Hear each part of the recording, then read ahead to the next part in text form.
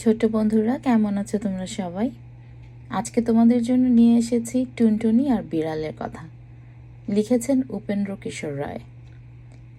পড়ছি তোমাদের জন্য গল্পটি।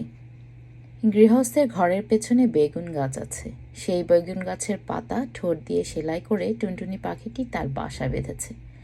বাসার ভেতরে 3টি ছোট্ট ছোট্ট ছানা হয়েছে, খুব ছোট্ট ছানা। তারা উঠতে পারে না, চোখও মেলতে পারে না, খালি হাঁ করে আর চিচি করে। গৃহস্থের বিড়ালটা ভারী দুষ্টু। সে খালি ভাবে টুনটুনির ছানা খাবো। একদিন সে বেগুন গাছের তলায় এসে বলল, কি করছিস লা টুনটুনি? টুনটুনি তার মাথা হেঁট করে বেগুন গাছের ডালে ঠেকিয়ে বলল, প্রণাম হই মহারানী। তাতে বিড়ালনি বেশ খুশি হয়ে চলে গেল। এমনি সে রোজ আসে, রোজ টুনটুনি তাকে প্রণাম করে আর মহারানী বলে, আর সে খুশি হয়ে চলে যায়।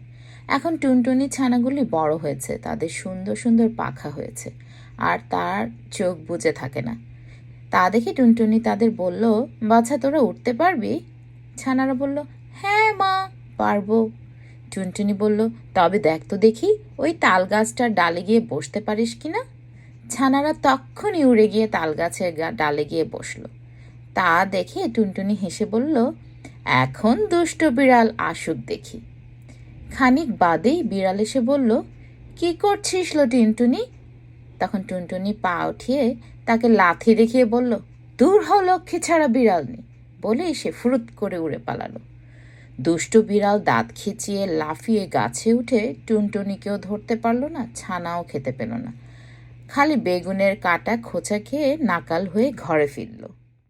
এভাবেই দুষ্ট বিড়াল নাজেহাল হলো টুনটুনির কাছে। আজ এখানেই শেষ বন্ধুরা। আমাদের সঙ্গে থাকো আরও যদি গল্প শুনতে চাও।